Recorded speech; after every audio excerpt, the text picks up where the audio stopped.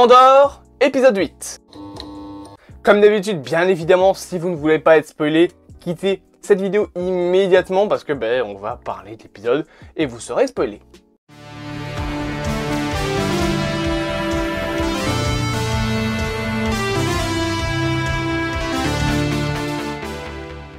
Alors, j'ai un petit disclaimer à faire avant de commencer cette vidéo. Je vous emmerde. Ça mérite des explications, je suis d'accord. J'emmerde les gens. Il y en a 2-3. Bon, c'est la plupart d'entre vous, vous êtes assez sympas. Mais il y a quelques noms que je ne vais pas citer parce que ici, on ne cite pas de nom, on ne cite pas de blaze, à part quand c'est pour dire du bien des gens. Qui estiment que je suis, comment dire, pas apte à critiquer la série Andorre. Alors, je vais vous expliquer un truc. Sur YouTube, on dit ce qu'on veut, ok?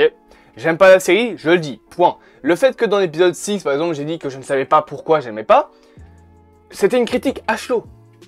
Et je pense que ça se voit quand je fais des critiques à chaud. Je le fais le jour même de l'épisode, donc il y a un moment où tu peux pas te dire que j'ai eu le temps d'analyser l'épisode ou de le revoir. Les critiques à chaud, donc les critiques que je fais, sont des critiques qui ont pour but de donner mon avis. C'est des critiques subjectives. Vous voulez des critiques objectives, il y a les 5 points positifs, 5 points négatifs. Ça tombe bien, j'ai lancé récemment sur ma chaîne. J'ai pas encore fait de série, peut-être qu'on en fera. Mais en attendant, les gens qui disent « Ouais, c'est une très bonne série, t'es juste un con parce que t'insultes la série ». Déjà, premièrement, je me tue à répéter que la série n'est pas mauvaise. C'est juste que c'est pas une série qui, on va dire, est faite pour moi. Je n'accroche pas à la série. Mais la série n'est pas mauvaise. Il y a même de très beaux points. On va en parler dans l'épisode 8. Il y a même encore de meilleurs points. Et franchement, j'ai bien aimé cet épisode, je l'avoue. Mais l'important, c'est que vous, qui regardez cette vidéo, qui allez mettre en commentaire « Ouais, t'aimes pas la série parce que t'es un con ». Déjà, premièrement, regardez la vidéo jusqu'au bout, bande d'enculés. Et ensuite, je me tue à répéter que la série n'est pas mauvaise, que c'est une bonne série, mais qu'elle n'est pas faite pour moi. Faut écouter, hein? Alors, vous pouvez me lancer tout ce que vous voulez sur la gueule, j'en ai rien à foutre. J'ai 400 abonnés, je suis pas MJ, je suis pas les dossiers geeks, j'ai pas 80 000 personnes qui me suivent. Sérieusement, 3 cons qui viennent me dire que je suis pas un critique de cinéma parce que je donne tel avis, franchement, j'en ai rien à foutre. Tout ce que vous faites, c'est référencer ma vidéo. Parlez dans les commentaires si vous voulez, mais au moins faites l'effort de regarder une vidéo jusqu'au bout et d'écouter ce que les gens disent. Maintenant que ce coup de gueule est fait, et... Ah merde, c'est le même t-shirt qu'hier, j'ai oublié de changer de t-shirt, bon c'est pas grave. Sachez autre chose, c'est que l'épisode 8 est bien. Il est franchement bien. On va commencer justement avec la réalisation de l'épisode, qui ma foi n'est pas mauvaise. Alors, on va pas dire qu'il y a des...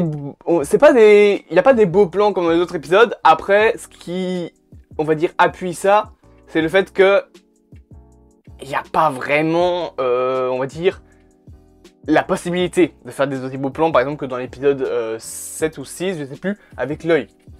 L'épisode du braquage, où tu as le ciel plein de couleurs et tout bazar. Ça, c'est un très joli plan. Mais le problème de l'épisode 8, c'est que beaucoup de scènes, en fait, les 3 quarts de l'épisode, ça se passe en intérieur.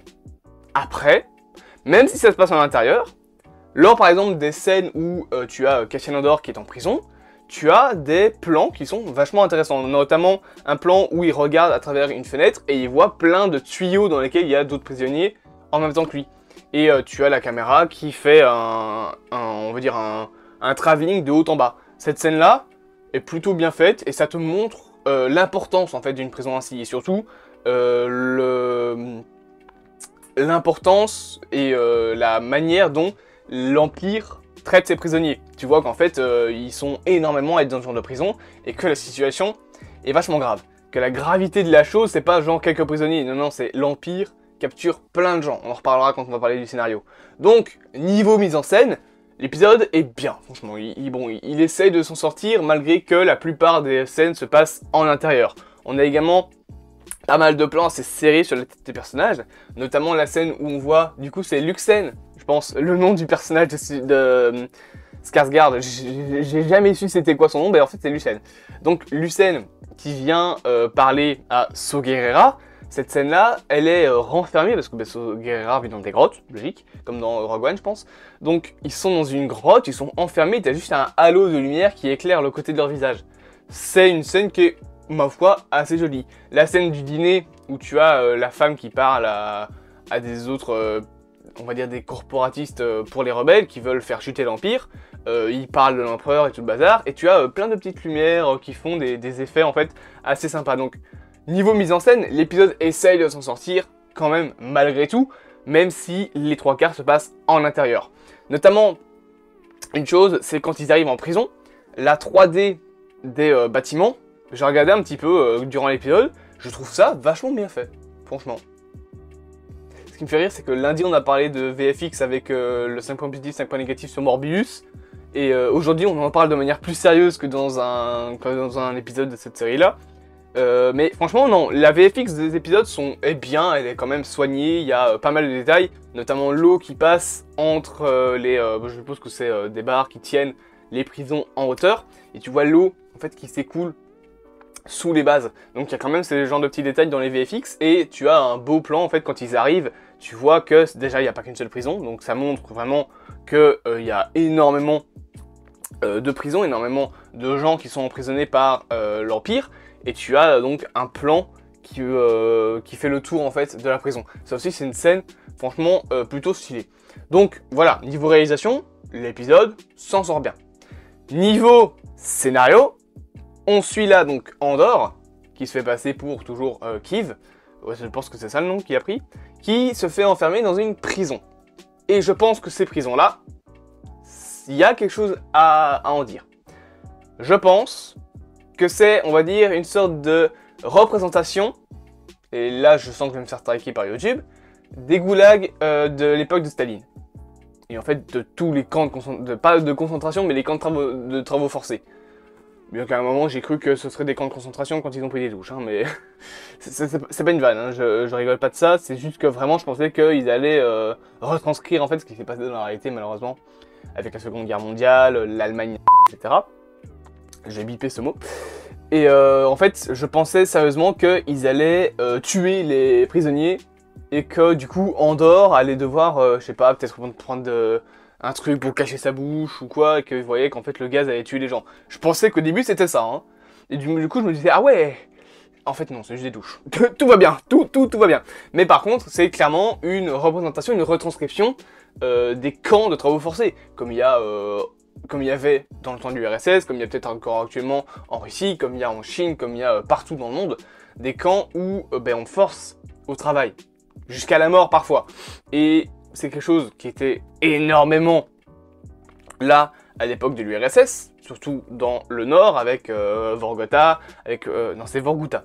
Ouais, c'est Vorgouta, donc avec plein de villes comme ça qui étaient des villes minières, et bien là c'est pareil, c'est des grands bâtiments qui font plusieurs mètres, ouais, je dirais même peut-être ça fait des kilomètres, et où tu enfermes les prisonniers pour que ça travaille, pour que ce soit forcé. Et c'est une retranscription, malheureusement, de ce genre de truc qu'il y avait dans la réalité. Et franchement, c'est bien retranscrit. Tu as vraiment l'oppression, tu vois qu'ils sont surveillés, tu sens qu'il y a notamment un chef qui a tout pouvoir, interprété par Andy Serkis d'ailleurs. Je savais même pas qu'il était dans la série. Pour ceux qui ne savent pas c'est qui Andy Serkis, c'est un acteur qui s'est fait notamment connaître pour ses performances en tant que César dans les films La Planète des Singes. Il jouait en mode performance capture, et c'est également le réalisateur de ce film. Venom 2, c'est Andy Serkis qui l'a fait. C'était sa première réalisation, je pense. C'était son premier long métrage qu'il réalisait et dans lequel il jouait pas. On reparlera dans un 5 points positif, 5 points négatifs, potentiellement en janvier-février de Venom 2, mais il a fait du bon taf, pour moi. Mais on va pas parler de ça, on reste sur Andor. Donc, Andy Serkis est dans la série, et tu vois que c'est lui le chef qui contrôle tout, qu'il est vraiment au-dessus de tout le monde, et qu'il a tout pouvoir, quoi. Ça reste un prisonnier, mais il est là depuis tellement longtemps que c'est un petit peu comme le padre. C'est le patron de tout le monde, et il est là pour faire régner l'ordre, malgré que ça reste un prisonnier. Et tu sens l'impression. Tu sens que ça va pas, que les gens là-bas sont maltraités. Au début, tu dis ouais, ça va, vous serez bien traités, il y a de la nourriture, il y a ci, il y a là, vous inquiétez pas, ce sera comme un jeu d'enfant. Pas du tout, il y a même un mort. Le premier épisode dans lequel Andor apparaît dans la prison, il y a un mort. Non, mais t'inquiète, tu seras bien traité. Tu risques juste de mourir, mais c'est pas grave. Mais c'est aussi appuyé, je pense, ce côté oppression par le fait que c'est beaucoup, c'est Star Wars, donc c'est un côté futuriste, les bâtiments, les pièces mécaniques, les objets qu'ils utilisent pour construire ces pièces, tout le matériel, tous les outils, c'est des trucs genre des lasers, des pompes, c'est quelque chose d'assez futuriste, donc ça appuie, je pense, ce côté oppression qu'on a dans l'épisode. Tu sens que s'ils font une connerie, ça va pas aller. Chose que je trouve un peu triste par contre dans le scénar, c'est que on nous montre la première fois qu'Andor se fait électrocuter, se fait électrocuté par le sol, parce qu'il explique que le sol en fait de la prison est dans un matériel qui fait que pieds nus tu te fais zacker en fait, tu te fais électrocuter. Zacker c'est dans Stargate. Hein. Et c'est pour ça que d'ailleurs ils ont des énormes bottes, les soldats de l'Empire. Mais du coup, on te montre la première électrocution, mais on te montre pas la deuxième. Et je pense qu'ils auraient pu montrer la deuxième pour appuyer le fait que ce soit la merde là-bas. Pour appuyer le fait que Andor, il souffre là-bas. Je pense qu'ils auraient pu montrer la deuxième, et surtout pour encore plus traumatiser Andor. On aurait pu voir vraiment le traumatisme de plus en plus arriver, alors que Andor se fait électrocuter à chaque seconde. Sinon, excepté ça, dans le scénar, on a bien évidemment du coup Luxen, donc interprété par Skarsgård. C'est Stellan Skarsgård qui va voir Saw Gerrera. Il lui explique qu'il faut qu'il sorte de sa grotte. Donc ça, c'est on va dire les débuts de Rogue One, tout doucement, c'est surtout les débuts de la rébellion. Et tu as aussi plein de petits trucs qui se font sur le côté. Hein. Tu as le couple de femmes qui... donc je pense que tu en as une qui est malade, qui veulent donc aider à la cause. Tu as la mère de Andor qui est également malade. Tu as l'Empire qui arrive sur Ferrix de plus en plus pour chercher les rebelles. Tu as de l'autre côté le mec de l'Empire, je sais plus comment il s'appelle, mais celui qui a fait l'histoire avec son oncle, etc. Qui se fait, on va pas dire capturer, mais qui se fait arrêter. Et qui se fait questionner, on pense qu'il a foutu la merde ou alors qu'il est trop acharné sur Andor. Tu as l'Empire qui a trouvé une faille dans le plan de Luxen, donc ils vont commencer à l'exploiter. Donc tout doucement, je pense que Luxen dans les prochains épisodes, parce que là on est à l'épisode 8 sur 12, donc il reste 4 épisodes, je pense que tout doucement son plan va finir par tomber et qu'il va vouloir retrouver Andor. Ça c'est sûr et certain, je pense qu'il va le retrouver. Tu as également du coup Luxen qui, pour se protéger, décide de couper les communications avec Ferrix, avec les rebelles qu'il y a là-bas. Donc voilà, tu as plein de petites sous-intrigues, on va dire, qui font qu'en fait tu as l'intrigue principale qui est toujours celle d'Andor, qu'on voit assez bien, avec Andy Serkis. Et tu as tout plein de petites intrigues qui te montrent en fait comment la rébellion commence à se former en fait. Comment est-ce que la rébellion commence à exister. Et ça, c'est assez sympa on va dire. Bon, autant de sous-intrigues, ça peut perdre le spectateur. On peut très vite se dire, mais attends, mais lui, il vient d'où? Elle, c'est qui? Si on ne suit pas, on en oublie des noms, on en oublie des personnages. La preuve, c'est que je savais toujours pas comment s'appelait le personnage de Stellan Skarsgård et je l'appelais Skarsgård. Pour moi, c'était ainsi qu'il s'appelait, parce que je me souvenais plus de son nom. Finalement, il s'appelle Luxen, je pense que c'est ainsi. Mais ça peut perdre le spectateur. Après, quand tu arrives à y accrocher, c'est assez sympa et tu vois vraiment comment est-ce que la rébellion commence à se créer, tous les ficellements, tu vois vraiment la corporation. T'as limite, comme sur une affiche d'Andor, le Sénat, et tu vois plein de sièges du Sénat commencer à avoir le logo rebelle sur eux. Vraiment, c'est comme ça que tu vois l'épisode. Et tout doucement, je pense qu'on va finir sur un grand boom à la fin de l'épisode, avec la libération d'Andor, avec les rebelles qui éclatent, avec peut-être même une révolution sur Ferrix, qui commence, je pense, tout doucement à s'installer. Donc, voilà, ces sous-intrigues-là vont à un moment avoir un sens, hein, c'est obligatoire, que ce soit dans la saison 1 ou dans la saison 2 finalement, mais ça peut perdre le spectateur, mais sinon c'est assez bien, et franchement, c'est plutôt, on va dire que c'est plutôt correct. C'est agréable à suivre, mais si tu t'y perds complètement et t'as perdu le fil de la série. Et c'est peut-être un petit peu un problème d'Andor, c'est que comme ils ont énormément de sous-intrigues à exploiter, il y a des fois où la transition entre deux sous-intrigues est trop vague. Tu perds un petit peu le sens de l'histoire, donc tu as un petit peu du mal. Après, si tu arrives à te remettre complètement dedans, c'est agréable de voir ça, tu vois vraiment chaque ficellement. Mais pour une personne qui n'arrive pas à suivre, ouais, ça peut devenir compliqué. Il y a juste les musiques encore à expliquer, parce que je pense qu'on va pas faire un côté développement de personnage, parce que ben, j'en ai beaucoup parlé quand j'ai parlé du scénario. Je pense qu'il n'y a pas vraiment besoin de reparler du développement de personnage. J'ai changé de t-shirt. Celui-là, il est propre. Je l'ai lavé depuis. Il est grand. Il est trop grand, donc du coup, il me va pas bien. Donc, les musiques de la série, parce que je vais arrêter de raconter ma vie. L'épisode 8 a des bonnes musiques, franchement. Il y a dans les musiques d'ailleurs un côté, au tout début, j'explique depuis le début de la série, que chaque épisode a une musique dans l'intro qui correspond à l'ambiance de l'épisode. Pour cet épisode-là, je ressens, on va dire, dans l'intro, parce que là sur le coup je l'ai pas skippé, comme une oppression finalement. Comme un côté un petit peu l'armée qui arrive dans ta gueule et juste tu pries pour pas te faire tuer. C'est en rapport avec le côté invasion sur Ferrix que fait l'Empire, avec la prison de... C'est Narkina 5, je pense comment qu'elle s'appelle. C'est le nom d'épisode en plus, donc je pense que c'est Narkina 5. Donc tu sens l'oppression en fait de l'Empire qui arrive, le côté enquête aussi qui vont commencer à amener. Il y a des musiques, enfin la musique d'intro est intéressante, et dans le reste de la série, surtout la fin, ça reste en fait de la même ambiance que sur toute la série Andor, hein, ça reste cette ambiance un petit peu espionnage, un petit peu également sur certains points des thèmes, une musique qui, on va dire, t'élève, tu as de l'espoir, un petit peu aussi pour le personnage d'Andor, qui sur le coup commence, je pense, à évoluer. Ça y est, il commence à arrêter d'être juste un connard, parce que je pense que la prison, ça va un petit peu le traumatiser. Là, il vient de voir l'injustice de l'Empire.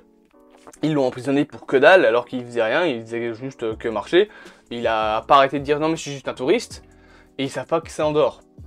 Peut-être que certaines personnes commencent à le remarquer, ou alors ne s'en rendent pas compte, mais se disent sa gueule me dit quelque chose. Mais je pense sérieusement qu'il va commencer, qu'il a déjà commencé, mais qu'il commence sérieusement à évoluer, à se dire en fait l'Empire c'est des fils de pute, et il faut que je me bouge. Et enfin, pour une fois, là, on a une autre facette d'Andor. Il est traumatisé. Il est traumatisé par la prison et par l'injustice qu'il vient de vivre avec l'Empire. Il vient de se faire emprisonner pour que dalle, en fait. Il est même pas emprisonné parce que c'est Cassian Andor. Non, il est emprisonné parce que on pensait qu'il faisait partie d'un groupe de rebelles qui était sur la planète où il était avant. La planète un petit peu, à la fin de l'épisode 7, un petit peu féerique, plage, etc. Il s'est juste fait enfermer pour ça, alors qu'il allait juste faire des courses. Donc, il sent l'injustice. Et sur son visage, tu vois le traumatisme, il dit plus rien, il est juste là genre bon, je vais faire ça, et voilà. Et il dit rien, il est juste là, il sait pas quoi faire. Et ça change du Andor qui est juste là, ouais, je vais sauver ma famille, ou alors ouais, j'en ai rien à foutre de la rébellion, moi je prends juste mon fric et je me casse. Pour une fois, par exemple, quand on lui demande pourquoi t'es là, il dit pas ouais je suis un rebelle, non, il dit juste je sais pas, pour rien. Et ça explique, enfin ça donne lieu à des explications qu'en fait, depuis plusieurs mois, depuis le braquage des rebelles, l'Empire commence à enfermer de plus en plus de personnes. D'ailleurs, scène intéressante, à ce moment-là, les personnages qui parlent de ça détestent les rebelles. Et en fait, tu te rends compte que peut-être que les rebelles sont pas aimés par tout le monde. Parce que t'as plein de gens en prison qui disent ouais, c'est la faute des rebelles, c'est la faute de ci, c'est la faute de là. Et d'ailleurs ça se ressent en musique. Et entre-temps, Andor, il est traumatisé, il sait pas quoi dire, et surtout il cache le fait que c'est sa faute le braquage, un petit peu quand même. Et il ne donne pas également le nom de Luxen, il le balance pas. Chose également intéressante. Donc, en soi, il y a les bons côtés. J'ai pas vraiment de mauvais points, on va dire, à donner à l'épisode. Peut-être que c'est un petit peu, on va dire, mou. Mais bon, en même temps, c'est pas un épisode genre comme l'épisode 4, je pense, avec plein d'explosions. C'est pas un épisode qui est comme ça. C'est un petit peu plus mou que l'épisode 7, mais c'est normal. Il y a de toute façon pas de l'action dans chaque épisode. Andor est une série très très calme au final. Donc, conclusion. Je me suis niqué les mains. L'épisode est bien. Je vais me tirer un petit peu. L'épisode est bien, un petit peu mou sur certains points, mais c'est un épisode qui est agréable à voir. Si vous aimez les 4 premiers épisodes, le côté mystère, le côté empire qui est vraiment oppressant, vous allez aimer cet épisode-là.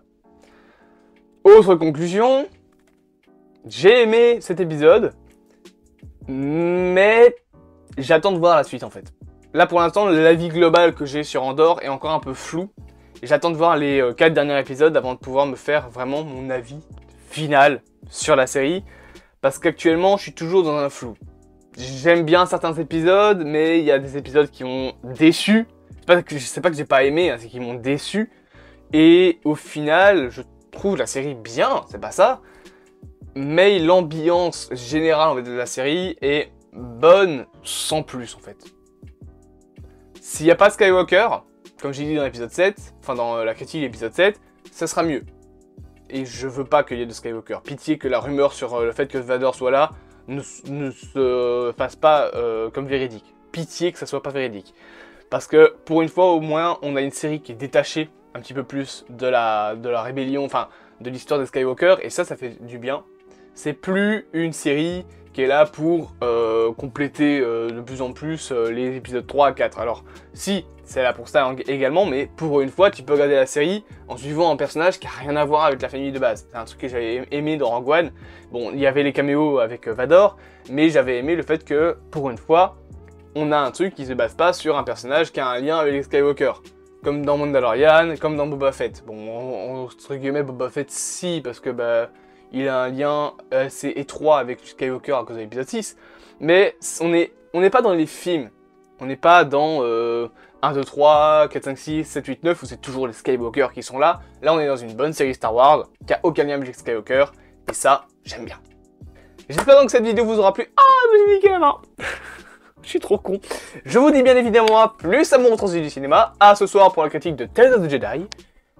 Et je vous dis à plus à mon retour du cinéma pour la 3e fois dans cette vidéo. Je me répète.